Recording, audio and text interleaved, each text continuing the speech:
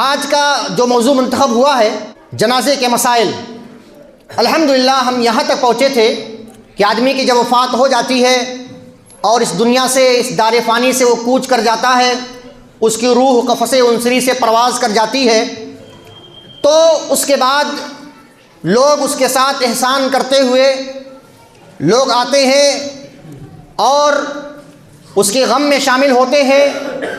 ایک وقت آتا ہے کہ اس کو نہلاتے ہیں، دھلاتے ہیں اور کفناتے ہیں، کفن وغیرہ پہناتے ہیں، اور اس کے بعد پھر چارپائی پر، گہوارے پر رکھ دیا جاتا ہے۔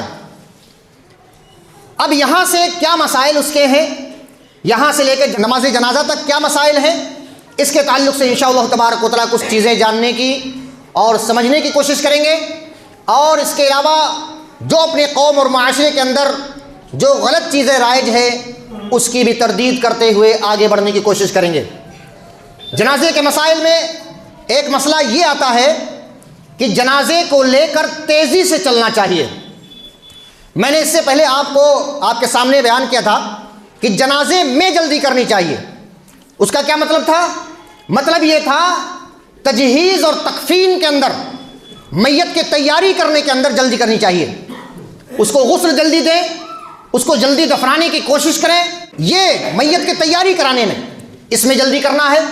اور اسی طرح سے جو دوسری حدیث آتی ہے، دوسرا ٹاپک آتا ہے، میت کو لے جانے میں، جنازے کو لے جانے میں جلدی کرنی چاہیے۔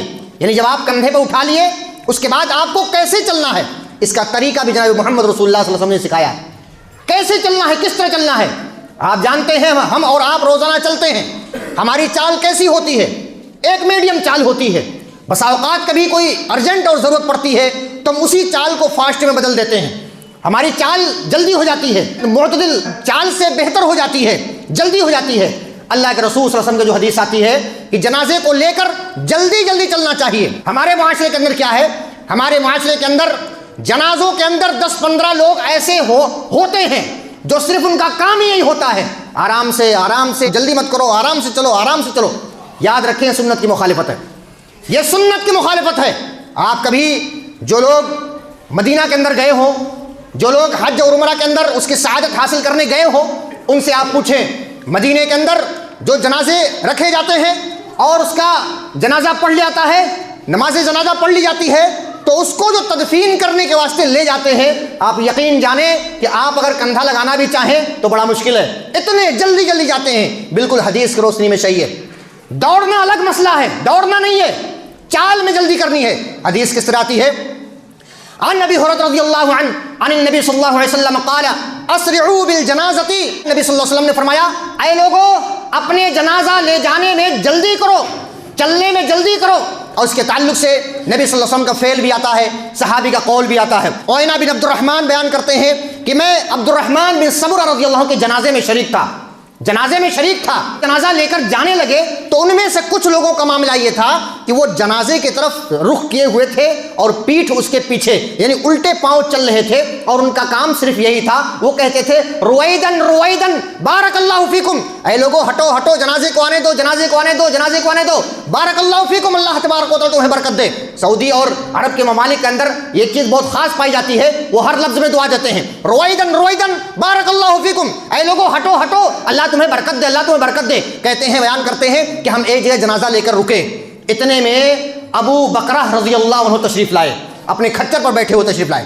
ایک ہے ابو بکر صدیق رضی اللہ عنہ، ایک ہے ابو بکرہ جن کا نام پورا ہے ابو بکرہ بن نفیع بن حارث الثقفی، یہ دوسرے ہیں، ابو بکرہ ان کا نام ہے۔ ابو بکرہ رضی اللہ عنہ اپنے کھچر پر آتے ہیں اور آنے کے بعد جب دیکھتے ہیں تو اپنے کوڑے سے ڈروانے کے واسطے لوگوں کو کوڑے سے اشارہ کرتے ہیں اور کہتے ہیں خلو، اے لوگوں ہٹ جاؤ، اور فرماتے ہیں فوالذی نفسی بیدی، اللہ تبارک و تعالی قسم جس کے ہاتھ میں میری جان ہے، لقد رأیتنا مع رسول اللہ صلی اللہ علیہ وسلم وإنا نکاد ان نرمل بها رملا، فرماتے ہیں کہ ہم اللہ کے رسول صلی اللہ علیہ وسلم کے ساتھ تھے، اس پر قسم بھی کھاتے ہیں، کہتے ہیں اس ذات کی قسم جس کے ہاتھ میں میری جان ہے، ہم نے دیکھا رسول اللہ صلی اللہ علیہ وسلم ہمارے ساتھ ہوتے تھے اور ہم جنازہ لے کر کیسے چلتے تھے، وإنا نکاد ان نرمل بها رملا، یہاں تک کہ ایسا لگتا تھا کہ ہم دوڑ رہے ہیں، جنازہ لے کر ایسا لگتا تھا کہ ہم دوڑ رہے ہیں، لیکن دوڑتے نہیں تھے، چال میں تھوڑی تیزی تھی۔ یہ نبی کریم صلی اللہ علیہ وسلم کی سنت ہے۔ اس سنت کو جاننے کے بعد آپ یہ یاد رکھیں کہ اپنے معاشرے کے اندر جو چیز رائج ہے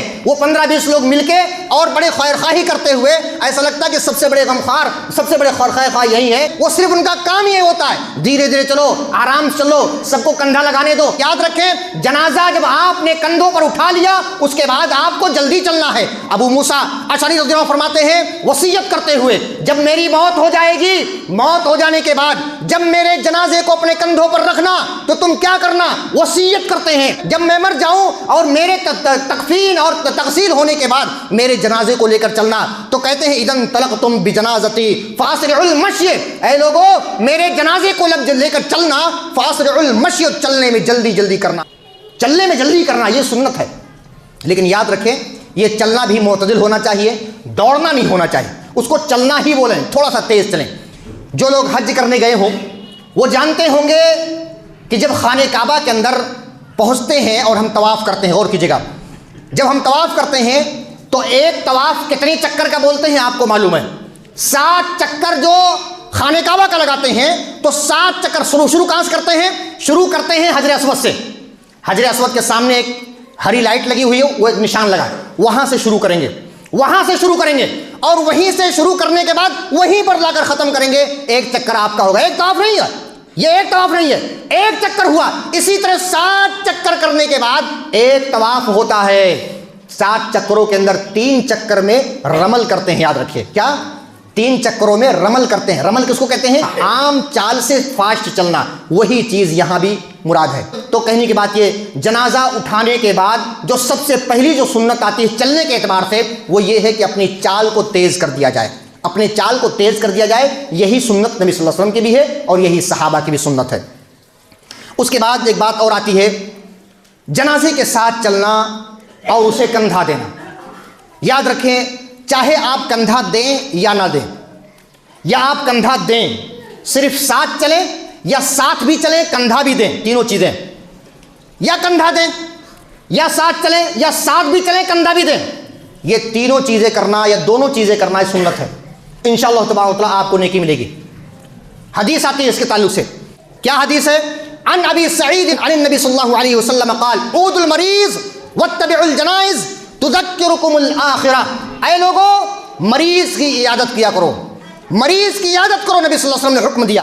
واتبعوا الجنائز، جنازوں کے پیچھے جاؤ، جنازوں میں شامل ہو، جنازوں کے ساتھ چلو۔ تذکرکم الآخرہ، اے لوگو یہ دونوں چیزیں تمہیں آخرت یاد دلائے گی، تمہیں آخرت یاد دلائے گی اور تم آخرت کو یاد کرو گے، اور جب آخرت کو یاد کرو گے فائدہ تمہارا ہوگا، فائدہ تمہارا ہوگا، تم دنیاوی مشغولیت سے ہٹ کر اللہ تبارک و تعالیٰ کی طرف آؤ گے، تمہارا فائدہ ہوگا۔ تذکرکم الآخرہ، آخرت تمہیں یاد دلائے گی۔ اس کے بعد فرماتے ہیں، ابھی وہ حدیث آئی، فرماتے ہیں وَنَحْنُ مَعَ رَسُولِ اللَّهِ صلی اللہ علیہ وسلم نَرْمُلُ رَمَلًا، ہم رسول اللہ صلی اللہ علیہ وسلم کے ساتھ جنازے کو لے کر جلدی چلا کرتے تھے۔ یہاں ثابت یہ ہوا جنازے کو لے کر چلا کرتے تھے، جنازے کو لے کر چلا کرتے تھے، گویا کہ نبی صلی اللہ علیہ وسلم نے جنازے کو کے پیچھے چلنا اور جنازے کو کندھا لگانا یہ نبی صلی اللہ علیہ وسلم کے ساتھ ہوا، نبی صلی اللہ علیہ وسلم کے ساتھ صحابہ کرتے تھے اور یہ تقریری حدیث ہے، لہذا یہ چیز سنت ہو گئی، لہذا یہ چیز سنت ہو گئی۔ اب ایک سوال پیدا ہوتا، غور کیجئے، جنازے کو کندھا دینے کے بارے میں یہ معلوم ہو گیا جنازے کے پیچھے چلنا بھی سنت ہے، جنازے کو کندھا دینا بھی سنت ہے۔ سوال یہ پیدا ہوتا ہے کندھا کتنی طرف سے دینا چاہیے؟ ایک طرف سے دیں، دونوں طرف سے دیں، چاروں پایوں کے سے دیں یا ایک پائے سے دیں، بائیں کندھے سے شروع کریں یا دائیں کندھے سے شروع کریں؟ یہ سارے سوالات آتے ہیں، غور کیجئے اس کے اندر کیا ہے۔ سب سے پہلی جو چیز یہ ہے کہ ہر چیز کے اندر جو نیک ہو بہتر ہو، اللہ کے رسول صلی اللہ علیہ وسلم نے تیامن اختیار کرنے کا حکم دیا۔ یہ تیامن کیا ہے؟ تیامن مطلب ہوتا ہے داہنے طرف، تو اپنے داہنے کندھے سے شروع کیا جائے گا۔ اگر آپ چاہو تو ایک طرف دے دو، اگر آپ چاہو دونوں طرف دے دو، اگر آپ چاہو 10 مرتبہ دو کندھا، اگر آپ چاہو 1 مرتبہ دے دو، اور یہ سنت ہے، فرض نہیں ہے، چاہو تو نہ بھی دو، لیکن جتنا زیادہ دو چونکہ سنت ہے یہ اتنی زیادہ انشاءاللہ ثواب ملے گا۔ اس میں فرماتے ہیں کہ اس مسئلے میں فقہا کا اختلاف ہے کہ چاروں جانب کندھا دیا جائے یا کسی ایک جانب، لہذا اس میں کوئی حرج کی بات نہیں ہے چونکہ یہ سنت ہے۔ اگر 10 بار انشاءاللہ آپ اس پر عمل کریں گے انشاءاللہ اللہ سے توقع ہو کہ آپ کو 10 مرتبہ ثواب ملے گا، 10 مرتبہ ثواب ملے گا۔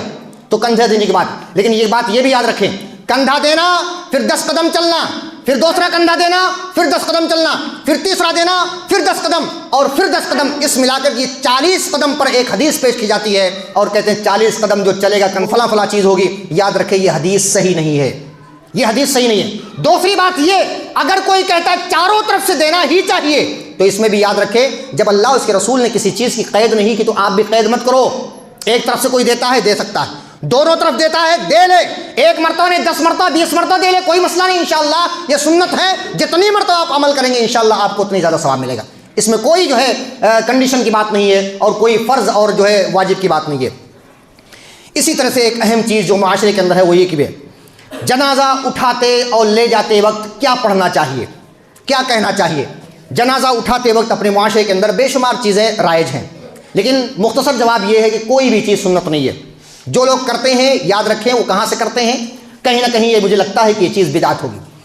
عورتوں کے اندر جنازہ جب اٹھایا جاتا ہے تو عورتوں کے اندر کچھ الگ پڑھا جاتا ہے، مردوں کے اندر بھی الگ الگ کوالٹی ہوتی ہے، کالے پیلے الگ الگ چیزیں، کوئی لا الہ الا اللہ پڑھ رہا ہے، کوئی اشہد اللہ پڑھ رہا ہے، کوئی اور کچھ کر رہا ہے، کوئی اللہ تعالیٰ کا ذکر کر رہا ہے، کوئی قرآن پڑھ، اس طرح کے مسائل ہو سکتے ہیں، اس طرح کے مسائل، لیکن یہ ہے کہ جب جنازہ اٹھایا جاتا ہے الگ الگ قسم کی آوازیں آتی ہیں، عورتوں کی الگ آواز آتی ہے، مردوں کی الگ، لیکن یاد رکھیں کوئی بھی چیز پڑھنا سنت سے ثابت نہیں ہے، کوئی بھی چیز جنازہ اٹھاتے وقت، جنازہ لے جاتے وقت کوئی بھی چیز پڑھنا، کوئی چیز قرات کرنا، قرآن کی آیت کریمہ کی قرات کرنا اور اسی طرح سے اللہ تبارک و تعالیٰ کے ذکر و اذکار کرنا، کوئی بھی چیز زبان سے کہنا صحیح نہیں ہے۔ اور اس کے تعلق سے حدیث آتی ہے، قیس بن عباد رحمۃ اللہ فرماتے ہیں کان اصحاب النبی صلی اللہ علیہ وسلم یستحبون خفض الصوت عند ثلاث عند القتال وعند القرآن وعند الجنائز۔ نبی کریم صلی اللہ علیہ وسلم کے صحابہ پسند کرتے تھے، جنازے کے وقت پسند کرتے تھے کہ اپنی اپنی آواز کو پست کرو، آواز بلند نہیں کرنا۔ دوسری حدیث میں آتا ہے آواز جنازے کے وقت آواز کو بلند کرنا مکروہ سمجھتے تھے، ناپسند کر جانتے تھے۔ اگر ایسے ماحول میں کوئی سنت سمجھ کر کچھ پڑھتا ہے یقیناً وہ چیز بدعت ہوگی، یقیناً بدعت ہوگی، کیونکہ صحابہ اس چیز کو ناپسند کرتے تھے۔ صحابہ پسند یہ کرتے تھے کہ آواز کو پست کی جائے، اور اپنے معاشرے کے اندر بے شمار چیزیں رائج ہیں۔ اس کے تعلق سے علامہ امام ابن تیمیہ رحمۃ اللہ بہت بہترین طریقے سے فرماتے ہیں، کہتے ہیں لا یستحب رفع الصوت مع الجنازۃ ولا بقراءۃ ولا ذکر ولا غیر ذلک۔ کوئی بھی چیز پڑھنا، کوئی بھی چیز بلند کرنا، آواز بلند کرنا جنازے کے وقت کوئی بھی چیز مستحب نہیں ہے، کوئی بھی چیز جائز نہیں ہے۔ ولا بقراءۃ چاہے قرات قرآن کرے، ولا ذکر چاہے ذکر و اذکار کرے، ولا غیر ذلک اور چاہے اس کے علاوہ کچھ کرے۔ کہتے ہیں اس کے تعلق سے ھذا مذہب الائمۃ الاربعہ، امام ابو حنیفہ رحمۃ اللہ علیہ کا یہی مذہب ہے، کچھ نہیں کہنا چاہیے۔ امام احمد بن حنبل رحمۃ اللہ علیہ کا یہی مذہب ہے، امام مالک کا یہی مذہب، امام شافعی کا یہی مذہب رحمہم اللہ، وہو عن السلف عن الصحابۃ والتابعین ولا اعلم به مخالفا۔ سلف صالحین سے بھی صحابی یہی فرماتے ہیں، تابعین یہی فرماتے ہیں، ولا اعلم فیہ مخالفا اور کسی کو بھی خلاف ہم نہیں جانتے، کسی نے آج تک اس میں کوئی اختلاف کیا ہو ہم اس کے بارے میں کوئی نہیں جانتے۔ یعنی ایک قسم کا آپ سمجھ سکتے ہیں، ایک قسم کا اجماع اس بات پر ہے کہ جنازہ اٹھاتے وقت کوئی بھی چیز آپ کو پڑھنا نہیں ہے۔ اور ہمارے معاشرے کے اندر ظاہر سی بات ہے سب لوگ جانتے ہیں اس چیز کو، اور بسا اوقات ہو سکتا ہے ہم میں سے کوئی ہو، تو اگر ہم میں سے ہو یاد رکھیں آج ہی سے اس چیز کو ترک کریں اور اس کو چھوڑیں، کیونکہ نبی کریم صلی اللہ علیہ وسلم سے ایسی کوئی بھی حدیث نہیں ملتی، بلکہ صحابہ کے بارے میں آتا ہے، تابعین کے بارے میں کہ وہ مکروہ گردانتے تھے اور چپ رہنے کو پسند فرمایا کرتے تھے۔ اسی طرح سے ایک چیز ہے جنازے کے اوپر قرآنی آیات لکھنا، جنازے کے اوپر قرآنی آیات کی چادر ڈالنا۔ بھئی ہم نے تو یہی بچپن سے سنا ہوگا، آج تک ہم نے یہی سنا ہے کہ دیکھتے بھی آ رہے ہیں وہی ساری چیزیں، وہ ریڈی میڈ رکھا ہوا ہے اور وہ آ کے لا کے اڑا دیتے۔ کیوں اڑاتے بھائی؟ ایک سوال پیدا، کیوں اڑاتے ہیں؟ کیوں اڑاتے؟ ایک تو سوال بنتا ہے نا، کیوں اڑاتے ہیں؟ سادہ چادر کیوں نہیں اڑاتے؟ کیا وجہ ہے؟ قرآنی آیات اس میں لکھی ہوتی ہے اور وہی اڑایا جاتا ہے۔ اور یہی نہیں، اس کے علاوہ میں نے دیکھا ہے، اس کے علاوہ ایک چھوٹا سا کپڑا اور بھی ہوتا ہے جو میت کے سینے پر رکھا جاتا ہے، اور اس کے علاوہ چند پنوں کی کتاب بھی ہوتی ہے، اس کو عہد نامہ کہا جاتا ہے۔ یہ تینوں چیزیں خاص طور سے کیا آتا ہے؟ خاص طور سے۔ اب اس میں عام طور سے سمجھیں، چاہے وہ قرآن کی لکھی ہوئی چادر ہو، چاہے وہ چھوٹی چادر ہو رومال کی طرح جو سینے پر رکھتے ہیں، اور چاہے وہ عہد نامہ ہو، یہ تینوں چیزوں کا کوئی وجود نہیں ہے، یاد رکھیں کوئی وجود نہیں۔ اس کے تعلق سے علامہ امام ابن باز رحمۃ اللہ علیہ فرماتے ہیں اس کے تعلق سے کہتے ہیں کچھ لوگ جنازوں کے اوپر ایسی چادر ڈالتے ہیں جس پر قرآن کی بعض آیات لکھی ہوتی ہے. اس کے تعلق سے فرماتے ہیں فالواجب ترک ذلک والتواصی بالتحذیر منہ، اے لوگوں اس کو چھوڑ دینا واجب ہے، چھوڑ دینا واجب ہے. والتواصی بالتحذیر منہ، اور اس سے بچنے کے لیے ایک دوسرے کی وصیت کرو، اس سے بچنے کے لیے ایک دوسرے کو وصیت کرو، وصیت کرو. ابو موسیٰ اشعری رضی اللہ عنہ نے بہت ساری وصیتیں وفات سے پہلے کی، بہت ساری وصیتیں کی. ہم کہتے ہیں کہ صحابی اگر وصیت کرتے ہیں تو اللہ کے رسول صلی اللہ علیہ وسلم نے ہمیں بھی تو تعلیم دی ہے وصیت کرنے کی.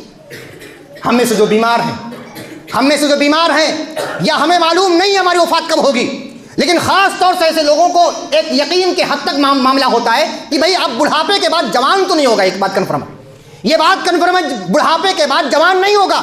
اور کبھی کبھی انسان کو ایسی بیماری لاحق ہوتی ہے کہ موت ہی آ جاتی ہے اس کے بعد. کم سے کم ایسے لوگوں کو، ویسے تو عام طور پہ سب کو، لیکن کم سے کم ایسے لوگوں کو وصیت کرنی چاہیے. آپ کا جنازہ کیسے ہوگا، آپ کا جنازہ کیا کون پڑھائے گا، اسی طرح سے کون نہلائے گا، کون کفنائے گا، مرنے کے بعد کیا ہوگا، یہ ساری چیزیں اس سے پہلے میں بیان کر چکا ہوں، یہ ساری وصیت کرنی چاہیے. یہاں کیا فرماتے ہیں والتواصی بالتحذیر منہ، ایسی چادروں کو ڈالنے سے پہلے ایک دوسرے سے وصیت کرنی چاہیے، اسے رکنا چاہیے، اسے رکنا چاہیے. مرنے والا خود وصیت کرے یا ہم ایک دوسرے کو وصیت کریں. میں آپ کے سامنے کہہ رہا ہوں، آپ کسی اور کے سامنے کہیں اور سوال کریں کہ یہ کیوں ہوتا ہے ایسا.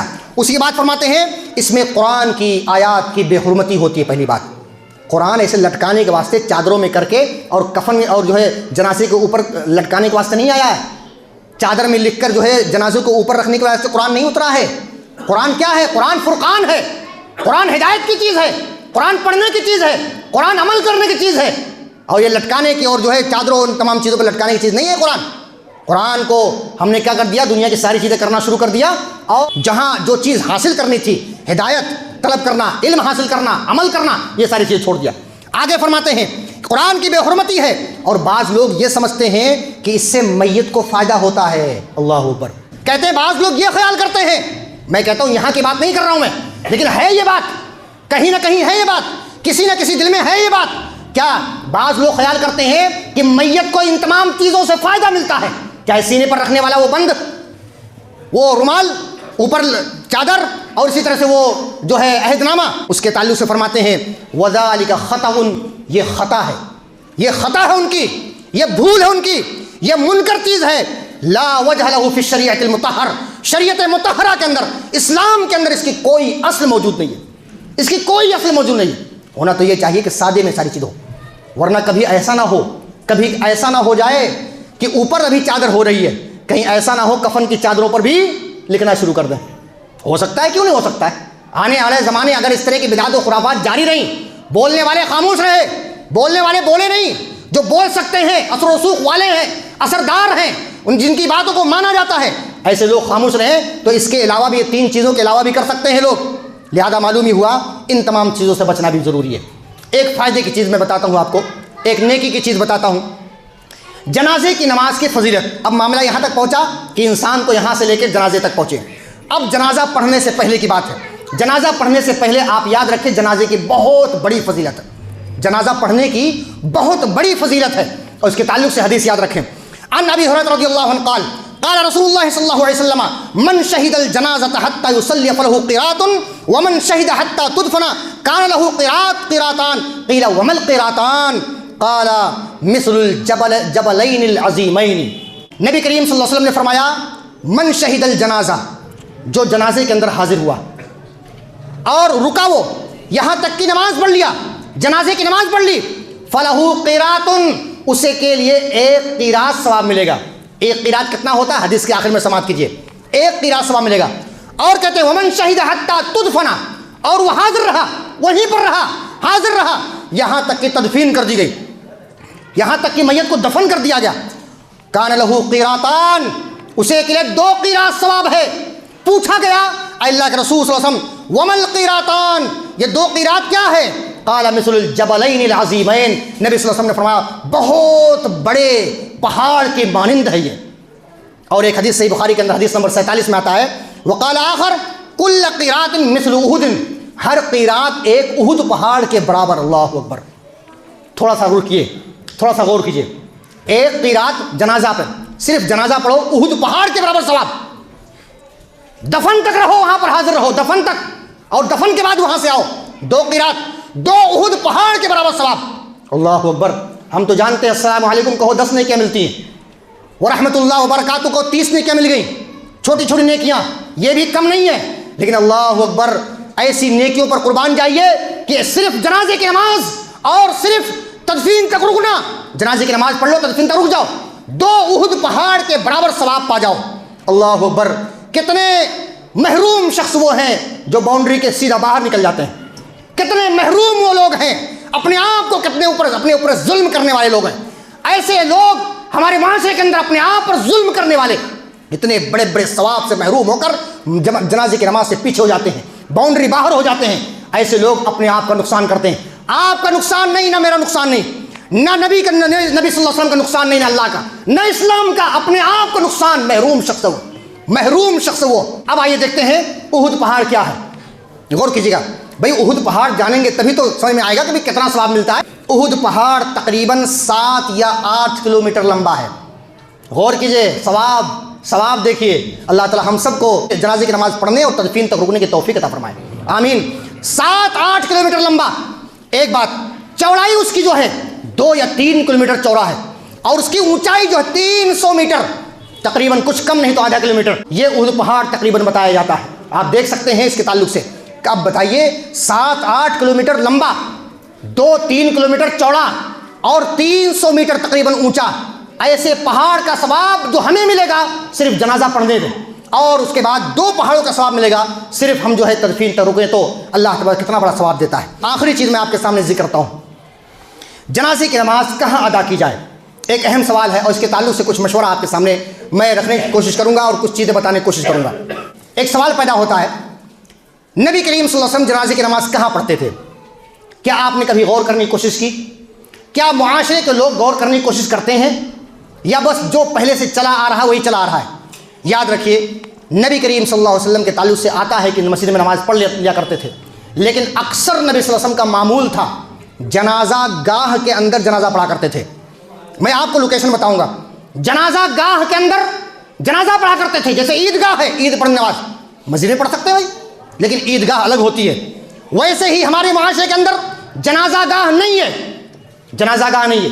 6 سال پہلے میں نے کئی بڑے بڑے لوگوں سے مل کر کہا کہ آج معاملہ یہ ہے کہ جنازے کی نماز آگے پڑھی جاتی تھی نئے قبرستان کے اندر، ایک وقت آیا 8 سال کے بعد معاملہ یہ ہے وہ ساری چیزیں بھر گئی اور مجبور ہو گئے پیچھے نماز پڑھنے پر۔ میں کہتا ہوں تقریباً 20-25 سال کے بعد وہ ساری چیزیں بھر جائے گی، نماز کہاں پڑھو گے؟ سڑکوں کو روک کر نماز پڑھو گے؟ میں نے بڑے بڑے ذمہ داروں سے الحمدللہ میں نے بات کی اور میں نے کہا جنازے کی نماز پڑھنے کی جگہ منتخب کرو، آج ہی منتخب کرو۔ 6 سال پہلے میں نے کہا تھا آج ہی منتخب کرو، باؤنڈری کرو، اور یہ خاص کر دو کہ یہاں جنازے کی نماز ہی ہوگی، یہاں تدفین نہیں ہوگی، یہاں صرف جنازے کی نماز۔ باؤنڈری کر دو، اس کی حد بندی کر دو اس کی۔ لیکن معاملہ یہ ہے، دیکھا یہ جاتا ہے پہلے جہاں جنازہ ہوتا تھا بھر گیا، باہر پیچھے بھاگ کر آئے، اور یہاں بھی تقریباً 20-25-30 سال کے بعد وہ ساری چیزیں بھر جائیں گی، پھر کہاں پڑھیں گے نماز؟ اللہ عالم، اللہ بہتر جانتا ہے۔ لیکن یہ بات یاد رکھیے، مسجد نبی صلی اللہ علیہ وسلم کی یہ ہے، اور اس سے تقریباً 100 میٹر ہی فاصلہ ہے۔ کہاں؟ قبرستان، زیادہ نہیں، زیادہ سے زیادہ 100 میٹر کا فاصلہ ہے۔ مسجد نبوی سے بقیع قبرستان جو ہے تقریباً 100 میٹر کا فاصلہ بس، لیکن پھر بھی نبی صلی اللہ علیہ وسلم ہمیشہ مسجد میں نماز نہیں پڑھتے جنازے کی، ہمیشہ نہیں پڑھتے تھے۔ ہوتا کیا تھا، بقیع قبرستان کے پاس نبی صلی اللہ علیہ وسلم نے ایک مصلی بنایا تھا، ایک جنازہ گاہ کی مسجد بنائی تھی، اسی میں نبی صلی اللہ علیہ وسلم اسی مسجد میں جا کر جنازہ پڑھا کرتے تھے۔ حدیث سماعت کر لیجیے، آپ کو کنفرم ہو جائے گا۔ حدیث آتی ہے، کہتے ہیں جب نجاشی بادشاہ اسحمہ نجاشی انتقال کر گیا، فرماتے ہیں وخرج بهم الى المصلی، نبی صلی اللہ علیہ وسلم صحابہ کو لے کر مصلی کی طرف گئے، مصلی جہاں نماز پڑھی جاتی، مصلی کی طرف گئے، مصلی کی تشریح کی جاتی ہے۔ کہتے ہیں ان النجاشی قد مات فخرج رسول اللہ صلی اللہ علیہ وسلم واصحابہ الى البقیع، نبی صلی اللہ علیہ وسلم کے تعلق سے حدیث آتی ہے جب نجاشی بادشاہ کا انتقال ہو گیا، انتقال ہونے کے بعد کہتے ہیں فخرج رسول اللہ صلی اللہ علیہ وسلم واصحابہ، خود رسول اللہ صلی اللہ علیہ وسلم نکلتے ہیں، اپنے صحابہ کو لے کر نکلتے ہیں الى البقیع، بقیع غرقد قبرستان پر لے جاتے ہیں۔ ایک بات چھوٹی سی اور بات آپ کے سامنے کہتا ہوں، ہم لوگ آج تک یہ جانتے ہیں جنت البقیع، جنت البقیع کیا ہے؟ جنت البقیع کوئی چیز نہیں، جنت البقیع ہے، یاد رکھیں، جنت البقیع کوئی چیز نہیں ہے، اصل اس کا لفظ ہے بقیع غرقد، بقیع قبرستان، بقیع غرقد، جنت البقیع لفظ نہیں ہے، یہ بات یاد رکھیں، اس چیز کو ہمیشہ کے لیے یاد رکھیں۔ یہاں حدیث آتی ہے واصحابہ الی البقیع، बक़ी कब्रिस्तान के पास जाते हैं और वो मुसल्ला था, वहीं पर नबी सल्लल्लाहु अलैहि वसल्लम नमाज पढ़ाते हैं। लिहाजा मालूम ये हुआ, ठीक है मस्जिद में पढ़ सकते हैं, बाहर भी पढ़ सकते हैं, रोड को रोक कर नमाज नहीं पढ़ना चाहिए, रोड को रोक कर और रास्ते को रोक कर कोई भी एक्टिविटी नहीं करनी चाहिए। लोग क्या करते हैं, सारी चीज़ें तो ख़त्म हो जाती हैं, ज़मीनें चली जाती हैं, इधर उधर ख़त्म हो जाती हैं, बाद में मजबूर होते हैं रोड बंद करके नमाज पढ़ने पर। रोड बंद करके नमाज पढ़ने पर बड़े बड़े शहरों में जाएं, बम्बई के इलाके में जाएं, रोडों को बंद कर दिया जाता है। हमारे इधर भी इस तरह होता है, रोडों को बंद। याद रखिए तरीका सही है, ये तरीका सही है। अगर इस तरह का मसला हो तो याद रखिए दूसरा मसला आता है, मस्जिद में भी नमाज पढ़ सकते हैं। हदीस आती है, मा सल्ला रसूलुल्लाह सल्लल्लाहु अलैहि वसल्लम अला सुहैल बिन बैज़ा इल्ला फिल मस्जिद। सुहैल बिन बैज़ा रज़ियल्लाहु अन्हु की नमाज जनाजा नबी सल्लल्लाहु अलैहि वसल्लम ने मस्जिद के अंदर पढ़ी, और ये सही मुस्लिम की रिवायत है। इसी तरह से अन इब्न उमर क़ाल सुल्ली अला उमर फिल मस्जिद। उमर बिन खत्ताब रज़ियल्लाहु अन्हु का इंतकाल जब होता है, उनको शहीद कर जाता है, चाकू मार जाता है, जब शहीद हो जाते हैं और उनकी जनाजा पड़ जाती है तो हदीस आती है, क़ाल सुल्ली अला उमर बिन खत्ताब फिल मस्जिद। अब्दुल्लाह बिन उमर फरमाते हैं कि मेरे वालिद उमर रज़ियल्लाहु अन्हु की नमाज जनाजा मस्जिद में पढ़ी गई, मस्जिद में पढ़ी गई। लिहाजा मालूम है दीन तीन चीज़ें, एक तो आप कहीं भी नमाज पढ़ सकते हैं, दूसरा आप जनाजे के लिए एक मुसल्ला बनाएं, एक मस्जिद बनाएं, और तीसरा ये कि आप मस्जिद के अंदर भी पढ़ सकते हैं। आइए आखिर दुआ करते हैं, ऐ अल्लाह तबारक व तआला हम तमाम मुसलमानों को किताबुल्लाह व सुन्नत रसूल सल्लल्लाहु अलैहि वसल्लम के मुताबिक ज़िंदगी गुजारने की तौफीक अता फरमा।